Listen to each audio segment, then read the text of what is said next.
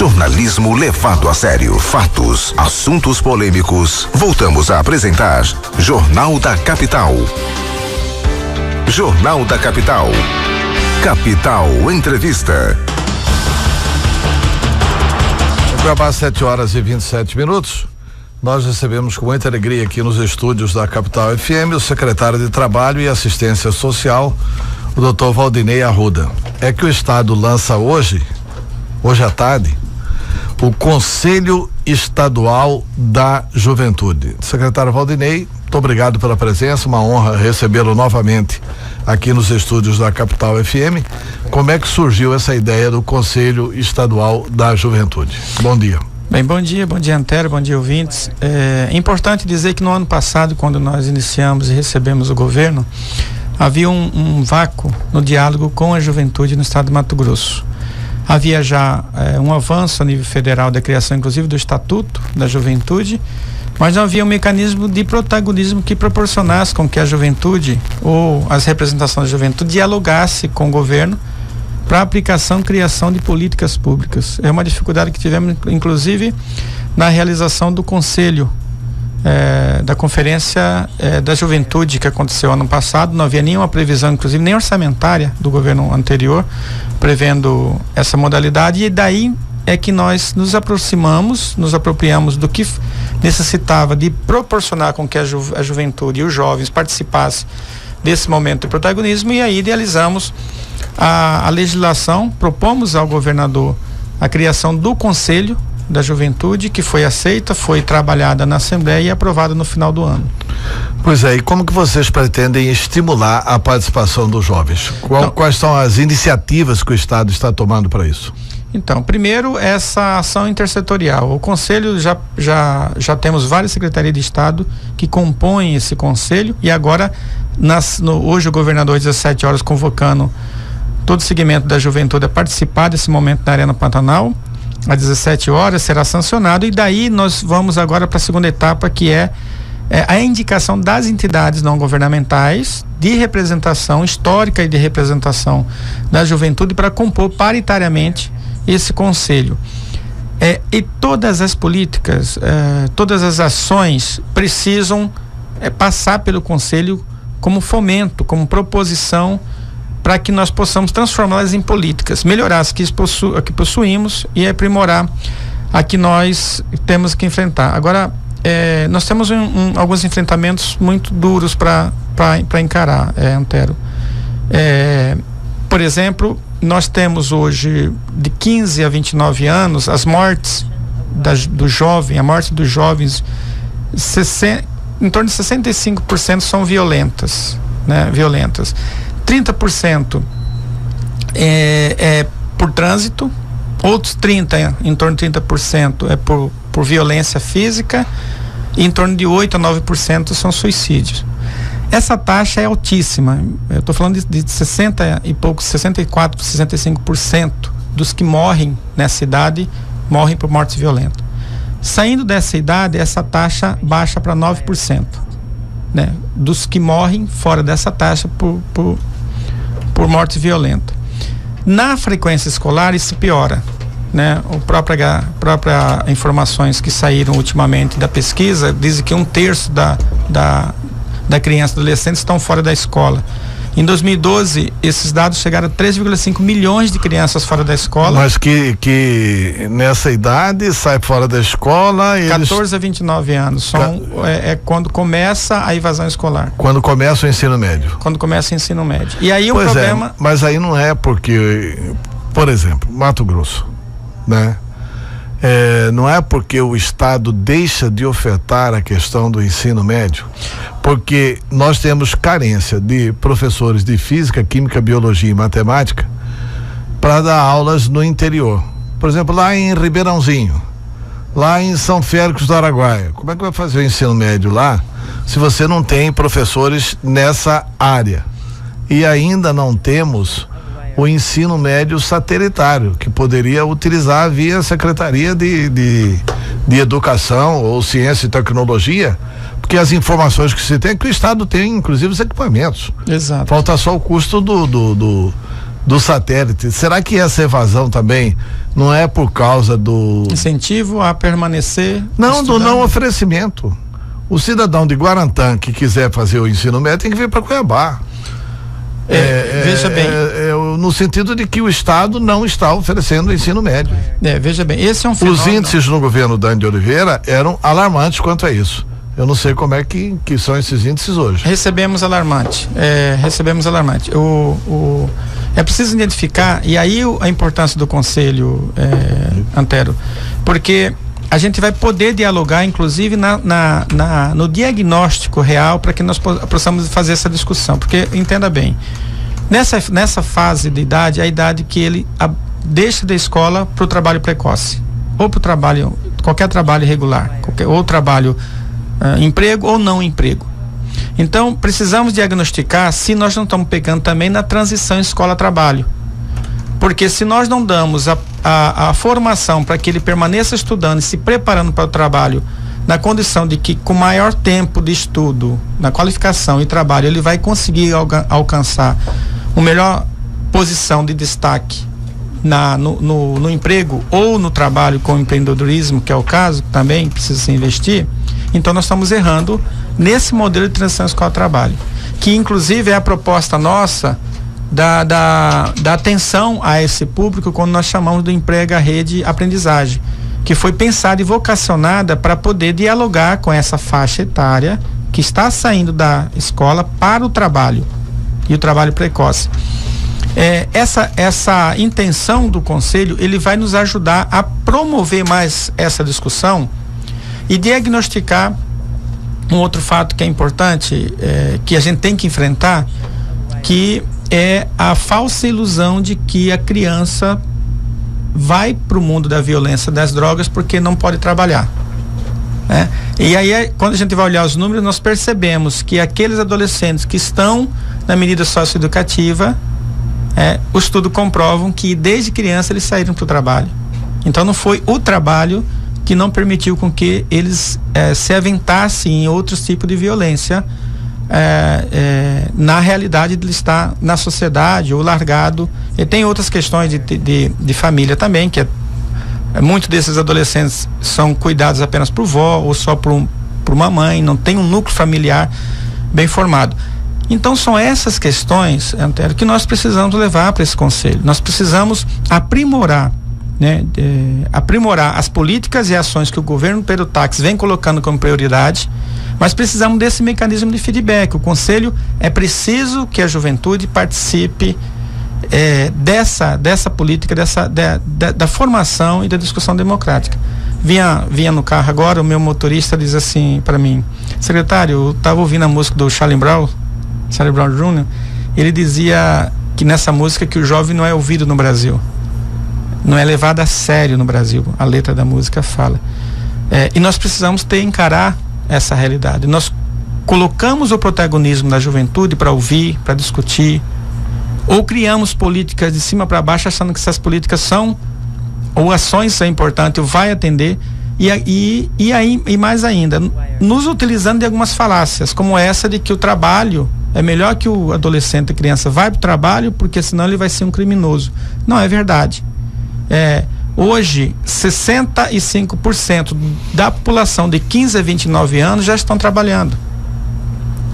E desse percentual, 45% não mais estudam. E não há condição de uma sociedade de Mato Grosso crescer sem ter a mão de obra preparada e qualificada, educacionalmente. E aí vem outro estudo que quanto maior a educação, maior a formação do cidadão, de nível superior, é proporcional à renda dele, maior a renda também.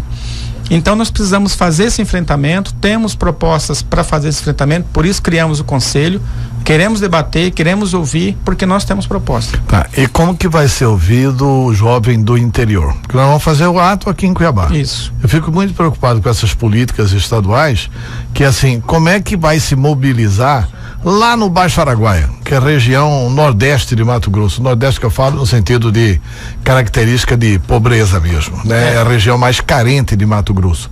Lá no Baixo Araguaia, como é que nós vamos ouvir os jovens de lá? Quais são as aspirações do jovem de lá? Uma das cláusulas da lei que o governador sanciona hoje obriga o conselho a fomentar os conselhos municipais, a criar e fomentar a criação, elaboração e implementação dos conselhos municipais. É o caminho para ouvir nos municípios, né? E o conselho estadual, ele só se justifica se ele ouvir os municípios e trazer as demandas para proposições e implementações com diálogo com nós gestores públicos. E qual que vai ser o envolvimento do Estado com os municípios para a efetivação desse tipo de política? O conselho, a executiva dele ficará na Secretaria de Trabalho e Assistência Social. Então cabe a mim criar toda a estrutura para permitir que o conselho possa desenvolver e possa chegar, né, inclusive com recursos financeiros, possam desenvolver e chegar e mobilizar os municípios. A primeira etapa é hoje, a segunda já começa amanhã, em toda essa reestruturação, o direcionamento e a acolhida das instituições que virão para compor o Conselho Paritário, a eleição dessas da presidência, que não será pode não ser da secretaria, será uma de governo para coordenar inicialmente, e aí a etapa de implementação e o plano de ação. Tem duas situações do Brasil que são situações assim preocupantes. Eu acho que o Brasil tem duas discriminações, apesar de você dizer que o jovem hoje de 15 a 29 anos já trabalha, né? 65%, mas também é o seguinte, há um enorme desemprego nessa faixa etária. 17% no Mato Grosso. Porque há qual que é o índice de desemprego em Mato Grosso? É 6%. É 17% dos jovens. Exato. Né? Quer dizer, então tem mais desemprego para os jovens. Com certeza. Né? Porque tem duas discriminações no Brasil. O do primeiro e do terceiro emprego. No primeiro emprego, porque as pessoas perguntam qual que é a sua experiência anterior, e no terceiro emprego, quando a pessoa passa de 40, 45, 50 anos de idade, quando vai entrando na terceira idade, por isso eu estou denominando aqui terceiro emprego, aí as pessoas falam, olha, mas quantos anos você tem? Aí a idade já passa a ser um fator impeditivo. Eu gostaria que você falasse das propostas sobre isso depois do nosso intervalo comercial. Jornalismo levado a sério. Fatos, assuntos polêmicos. Voltamos a apresentar Jornal da Capital. Jornal da Capital. Capital Entrevista. Bem, são 7h43. Eu estou entrevistando aqui o secretário de Trabalho e Assistência Social, Valdinei Arruda. E perguntava antes do intervalo se o governo do estado vai criar algum mecanismo para estimular que o empresário conceda o primeiro emprego e o terceiro emprego. Bem, Antero, já foi tentado isso no governo passado, de até conceder incentivo fiscal para empresário contratar o primeiro emprego. Isso não deu certo. Desde 2000, no governo Lula, 2003, antes no Fernando Henrique. O que dá certo é capacitar e qualificar esse jovem para que ele concorra. E aí ele tem a preferência, sim, do empresariado. Isso é o que nós temos conseguido fazer. Ano passado, primeira etapa vocacionada para a juventude. Fizemos o dia D do jovem no mercado de trabalho. Captamos vagas, convencemos mais de 450 vagas captadas e trabalhamos só o primeiro emprego. Teve uma grande aceitação porque o empresário precisa que o Estado ajude nessa intermediação e ofertando a juventude para que ele possa entrar com uma qualificação melhor, e se não qualificado, nós identificamos os principais defeitos, que era quais qualificações esse jovem não tinha nenhuma condição nem de concorrer a uma vaga. Foi nessa modalidade, Antero, que nós dialogamos com o Senai, Sistema Nacional da Indústria. Ele criou uma modalidade inicial inovadora no estado pela primeira vez, chamado pré-emprego. 400 horas de qualificação vocacionada para esse adolescente, para esse jovem. Fizemos em 7 cidades essas experiências, vocacionada principalmente para aquele grupo mais vulnerável que tem dificuldade, e foi um sucesso enorme.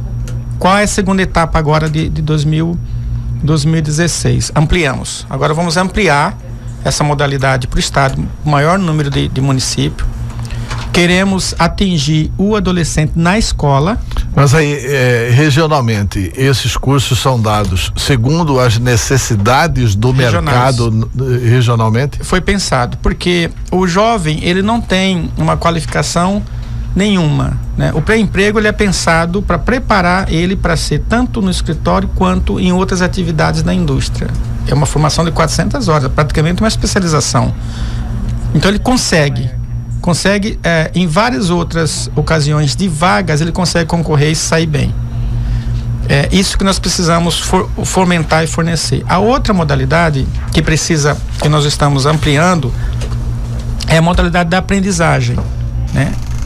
Essa modalidade de aprendizagem já existe, as empresas têm as vagas para ofertar com pagamento de salário mínimo, hora, e o Sistema S fornece as vagas. O que nós estamos propondo é um trabalho integrado que proporcione com que nós dialoguemos mais com quem está na escola e que necessite desse processo mais do que uns outros e trazê-lo para esse processo da aprendizagem, porque a aprendizagem fortalece a preparação para o trabalho e a permanência na escola. Então, são essas duas modalidades que nós temos proposto e fortalecido. Agora, se nós não investirmos no pré-emprego de forma ampliada, dermos a condição para que esses jovens que estão na escola saiam com maior profissionalização e concorra, Antero, nenhum incentivo garante a contratação deles, tá? Aí sim nós podemos fazer um processo de convencimento na sensibilização em várias empresas, e isso deu certo ano passado. Já fizemos 2 dias de inclusão do jovem no mercado de trabalho. Aí nós temos condições de convencer o empresariado para abrir essas vagas. Tá. Uma outra questão é o seguinte: muita gente trabalha a questão de drogas como sendo uma questão de polícia, quando na verdade droga é uma questão de política. Tem um objetivo, uma política para evitar que os nossos jovens sejam dominados pelos traficantes? Quer dizer, como fazer, que tipo de política estabelecer, como trabalhar isso? Olha só, Antero, vamos falar um pouco dessa experiência que é você fornecer a essa juventude um novo horizonte, né? Que é a proposta de você dar a ele a condição dele se qualificar e ter um horizonte de crescimento profissional. Nós fizemos uma experiência com 257 adolescentes nessa modalidade da aprendizagem e conseguimos tirar e desenvolver uma atividade com muitos deles que já estavam envolvidos na medida socioeducativa, já estavam envolvidos com a temática das drogas, e conseguimos fazer a transição dele para um processo de qualificação, para um processo de inclusão que nós chamamos, e vencemos essa batalha. Agora tem que fortalecer as políticas intersetoriais, sem a atuação conjunta. E aí, a exemplo hoje do estado de Mato Grosso, nós temos fortalecido um trabalho em conjunto, estamos desenvolvendo essas atividades, fortalecendo para a inclusão socioprodutiva como uma modalidade de fornecer a esse jovem que está em envolvimento com as drogas uma possibilidade dele sair. Já fizemos isso no passado e deu certo. Nós queremos ampliar, mas a ampliação tem que ser intersetorial. Realmente, nós estamos com o secretário Fábio Galindo e com o secretário adjunto executivo, o Moretti, transformando essa modalidade em ações mais diretas em intersetorial, né? Porque nós queremos identificar também o perfil da comunidade, atuar e levar essas propostas mais duradouras de inclusão socioprodutiva para a comunidade. Não vai haver outra forma senão esse enfrentamento. O outro será com a educação também, que é esse envolvimento da educação entre as secretarias em informação, para que esse processo de identificação, diagnóstico, seja ofertado uma outra porta de saída. Entendemos que é difícil trabalhar integrado, Antero. Não é fácil, as instituições não foram preparadas para trabalhar integrados, mas é o que dá o maior resultado, é o que nós estamos apostando, é o que nós estamos trabalhando nesse momento. Tá, eu queria perguntar o seguinte: com relação a essa ramificação para o interior, Isso será feito diretamente pelo Estado. O Estado vai procurar envolver os municípios para que eles também participem desse tipo de jornada em defesa da juventude. Sim, serão trabalhados nos municípios com o poder local. Será mobilizado. Nós temos uma adjunta que tem uma superintendência de participação social. Isso está dentro da participação social, que é fortalecer através do conselho os conselhos municipais, criação, desenvolvimento e que seja um conselho independente paritário e que tenha as reuniões periódicas e que algumas ações e políticas, e aí já serão contrapartidas futuras, nós consigamos levar as ações efetivas em contrapartida à formação desses conselhos, e que esses conselhos sejam a porta de entrada das principais ações que o Estado quer fazer para fortalecer o conselho e para também mobilizar aquele município. Secretário, para o lançamento hoje, foi feita alguma mobilização? A juventude está mobilizada para ir participar lá na Arena Pantanal? Fizemos sim uma grande mobilização, fizemos várias chamadas, diálogos com os movimentos da juventude, e queremos ter. E aqueles que estão nos ouvindo, que têm essa participação, entenda que o Estado quer ouvir, quer ter a juventude participando, protagonista desse processo democrático que se inicia agora nesse governo, porque nós queremos, em conjunto, construir soluções para todo esse momento que nós passamos. Tá, secretário, muito obrigado pela entrevista. O microfone da Capital à sua inteira disposição para qualquer esclarecimento e também para convocar a população para participar disso. Muito obrigado, Antero. Hoje, às 17 horas na Arena Pantanal, aguardamos todos vocês, não só os jovens, mas todos aqueles que militam e que defendem essa causa muito importante. Tá, e dia de aniversário também trabalha, né? Trabalha mais. Hoje é aniversário do secretário Valdinei. Parabéns, felicidades, e que você continue fazendo uma boa participação no governo Pedro Taques. Muito obrigado, Antero. Tá certo? Muito obrigado pela entrevista. Obrigado. São 7 horas e 52 minutos.